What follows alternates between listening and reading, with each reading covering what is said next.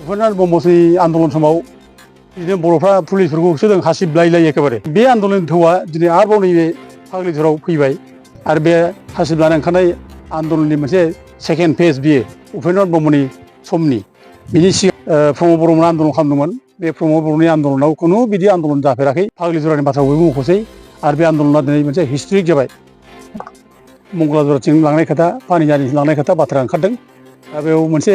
public गेजेराव रिसेन्टमेन्ट reaction फैदों आरो बे रिएक्सना नैबे फाग्लिझरानि जायनाखि धौ बेयाव आदानि कम्पानि हा होआ होननाय धौ बे धौआनो बेयाव रिएक्सन जाहैदों आरो फाग्लिझराव जेरोखोम आन्दलन जादों जोंनावबो बिदिनो जागोन बे मोनसे पानिजानि रायजो राजाफ्रा रिएक्सन देखायदों आरो मंगलजरावबो देखायदों बेफोरबायदि रिएक्सनखौ नायनानै आसाम गभर्नमेन्टआ बेयाव बारंबार खालामनो नागिरनायाबो उचित नङा आरो दा दिनै बिटिआर सरकारा बर'फोरनि सरकार जितु सोर दायित्व दं सोर बांसिन दिनै बुजिनो सेस्था खालामनांगौ दा रायजो राजाफोरखौ माने गोसोआव आघात होनानै रायजो राजाफोरखौ दुखु दोननानै रायजो राजाफोरजों एखे थैथाब माने थैथां जुजिसोमथारनानै बेयाव आदानि कम्पानिनि थारमाने पावार प्रजेक्ट खालामनो नागिरनाया जोबोर अननाय बे दासिमबो जोंना बिटिआर सरकारा गावनिसो सरकारा जे बुजिनो सेस्था खालामोबा आरो सोर बुजिनो सेस्था खालामबावनो दा ओंखायनो प्रमद बर'खौ बुजिनो सेस्था खालामा बिसोर जे रायजोनि रिएक्सना मा रायजोनि रिसेन्टमेन्टआ मा रायजोनि खुद्रिनाया मा बेखौ बुजिनो सेस्था खालामाखै रायजोफ्रा जुजिनायनि मोनसे स्पिरिटजों जे हासिब लानो ओंखारो बर' हिन्जावफ्रा बेखौ बे बुजियाखै आरो बेनाव बेनि मोनसे लेसन बेबो मोनाखै माने बर'फ्रा उपेन्द्र ब्रह्मनि आन्दलननि सोमोन्दै बे जेबो मिथियाखै जेबो गियान गैया माने फाग्लिझरानि जानाखि आन्दलन धौ बे धौआ गावनि फैगौ इलेक्सनाव बिराद गोहोम गोलैगोन रायजो राजानि जानाखि दुखु दाहानि आन्दलन बे दुखु दाहानि आन्दलना बर'खौ एबार गाज्रिनिफ्राय बोख्लायगोन बेनो बेनिखायनो बे हुसियार जानाया मोजां साबधान जानाया मोजां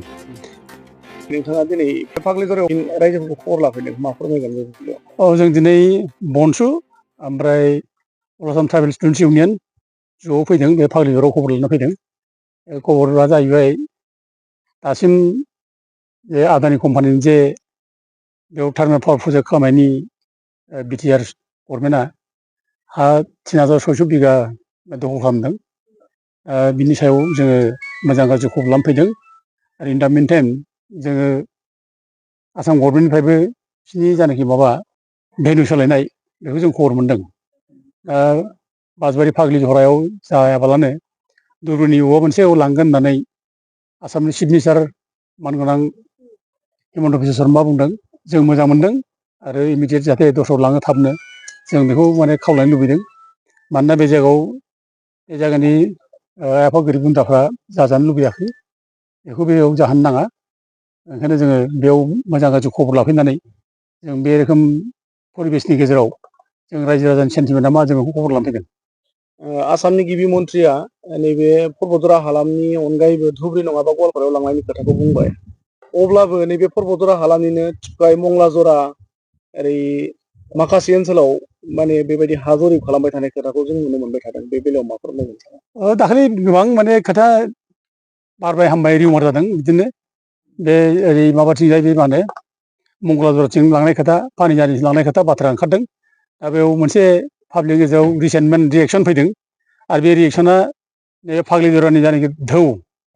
बेयाव आदानि कम्पानि हा होआ होननाय धौ बे धौआनो बेयाव रिएक्सन जाहैदों जे जोंबो जाहोआ आरो फाग्लिझराव जेरोखोम आन्दलन जादों जोंनावबो बिदिनो जागोन बे मोनसे पानिजानि रायजो राजाफ्रा रिएक्सन देखायदों आरो मंगलजरावबो देखायदों गतिके दा बेफोरबायदि रिएक्सनखौ नायनानै आसाम गभर्नमेन्टआ बेयाव बारंबार खालामनो नागिरनायाबो उचित नङा आरो दा दिनै बिटिआर सरकारा बर'फोरनि सरकार जितु सोर दायित्व दं सोर बांसिन दिनै बुजिनो सेस्था खालामनांगौ जे रायजो राजाफोरखौ माने गोसोआव आघात होनानै रायजो राजाफोरखौ दुखु दोननानै रायजो राजाफोरजों एखे थैथाब माने थैथां जुजिसोमथारनानै जे बेयाव आदानि कम्पानिनि थारमाने पावार प्रजेक्ट खालामनो नागिरनाया जोबोर अननाय बे बिदि खालामनो नाङा आरो रायजो राजाफ्राथ' नुखाबाय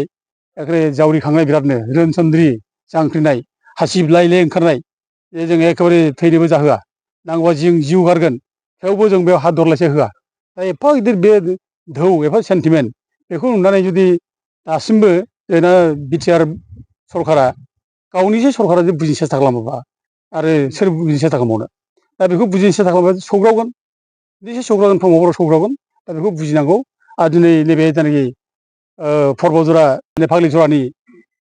जायनाखि धौ आन्दलन धौ बे धौआ दिनै फाग्लिझरावल' कनफाइन जानानै थायाखै दिनै सारा आसामावनो बे दिनै मोनसे एगजामपोल बादि मोनसे दिनै जाबाय बयबो मख'सै दा फाग्लि जरानि बाथ्रा बयबो मख'सै आरो बे आन्दलना दिनै मोनसे हिस्ट्रिक जाबाय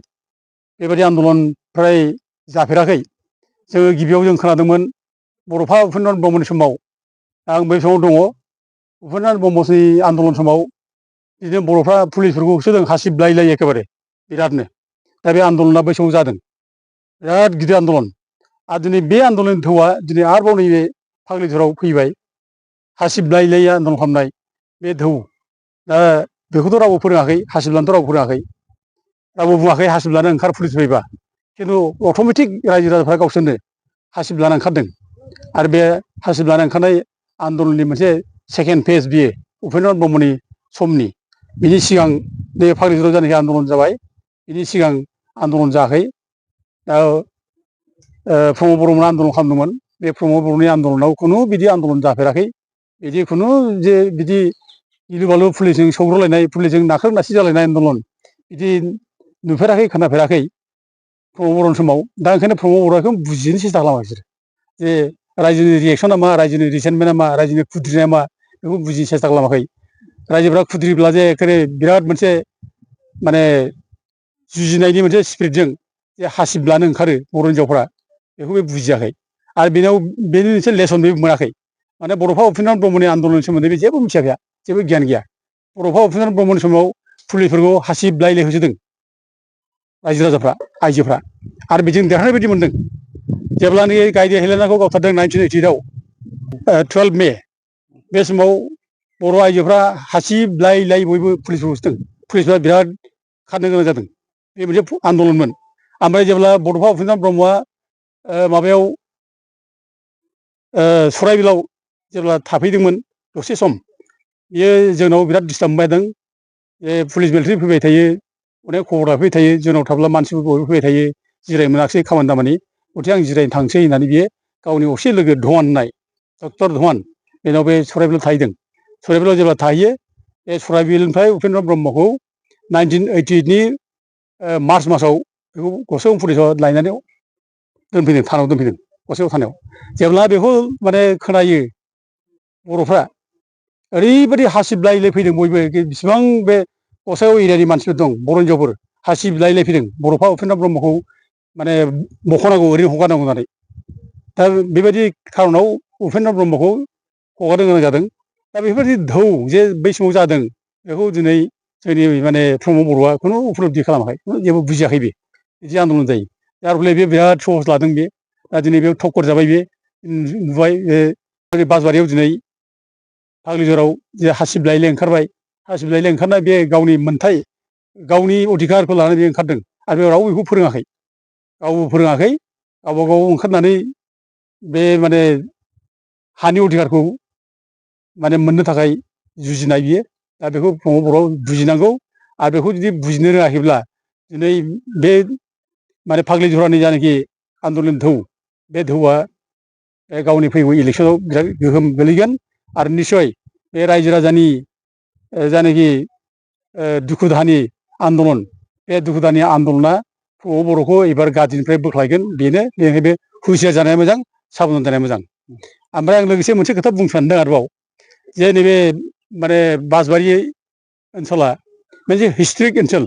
आंनि थाखाय बे हिस्ट्रिक बियो हिस्ट्रिक माने होननाय खारना जाहैबाय बड'फा उपेन्द्रनाथ ब्रह्मआ बेयावनो बे 18, 19, 20, 21, 22 डिसेम्बर 1988 बेयाव माने कनफारेन्स खालामदोंमोन अल बड' स्टुडेन्टस इउनियननि कनफारेन्स खालामब्ला बेयावनो माने आलादा बड'लेण्ड रायजो सोरजिनायनि सेपारेट स्टेट फुल फ्लेज स्टेट बिनि थांखिखौ बेयाव लाजेननाय जादों डिभाइड आसाम 50-50 जरदार बेयावनो जादों आरो बे समावनो बासबारियावनो बड'फा उपेन्द्रनाथ ब्रह्मखौ सेकेन्ड टाइम आरोबाव एबसुट प्रेसिडेन्ट हिसाबै आंनो सायख'नो मोननाय जादों बेनिखायनो बे हिस्ट'रिक बे